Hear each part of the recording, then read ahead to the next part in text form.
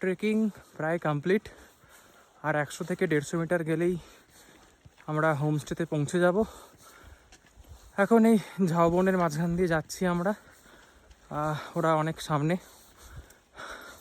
মেঘ আর আমাদের লেভেল প্রায় সমান।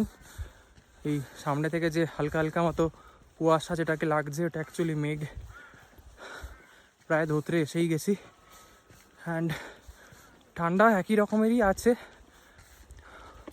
হয়তো রাতের দিকে 2 ডিগ্রি 3 ডিগ্রি হয়তো হতে পারে। আর কাঞ্চনজঙ্ঘা তো চাপা পড়ে গেছে, কাঞ্চনজঙ্ঘার ভিউ এখন দেখতে পাচ্ছি না। তবে সিঙ্গালীলা আমাদেরকে যেটা দিয়েছে সেটার জন্য আমরা সত্যিই সৌভাগ্যবান মনে করব, লাকি আমরা অনেক। কারণ যেগুলো যা যা পেয়েছি সেটা রাতের আকাশ হোক টুমলিং থেকে, বা টুমলিং থেকে কোনো ভিউ হোক, বা সান্দাকফু থেকে কাঞ্চনজঙ্ঘার ভিউ হোক, বা আল থেকে মাউন্ট এভারেস্ট রেঞ্জ, কাঞ্চনজঙ্ঘা রেঞ্জের পুরো 360 ভিউই হোক, দুর্দান্ত লেগেছে। রাতের ঠান্ডা নিয়ে কিছু বলার নেই, কারণ টুমলিংয়ে প্রায় -4 ডিগ্রি আর সান্দাকফুতে -7 ডিগ্রি।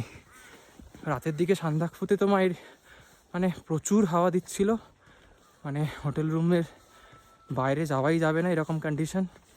ইলেকট্রিক ব্ল্যাঙ্কেট না নেওয়া থাকলে হয়তো রাতে কিভাবে রাত কাটাতাম। এই যেটা এখন আই লাভ ধোত্রে লেখা। তো ইলেকট্রিক ব্ল্যাঙ্কেট নেওয়ার না হলে রাতে ঘুমানো অনেক চাপ হয়ে যেত। আর আমরা এখন ধোত্রে ভিলেজে চলে এসেছি। আর যেটা সব থেকে পপুলার হোমস্টে এখানে পদ্মাদির হোমস্টে, পদ্মা হোমস্টে, সেখানে আমরা স্টে করব। আর বলতে গেলে কালকেই ব্রেকফাস্ট সেরে এনজিপির উদ্দেশ্যে ব্যাক। তো ব্লগিং হিসাবে এটা আমার ফার্স্ট ট্রাই, যদিও কোথাও আপলোড করব না। তো একটু নিজেকে আপগ্রেড করছি যাতে করে এই ভয়টা কাটে।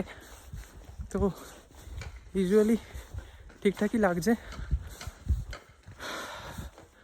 সব যেমন হয় আর কি। বন্ধুরা খিল্লি করছে, ছাপড়ি লাগছে, এই লাগছে সেই লাগছে।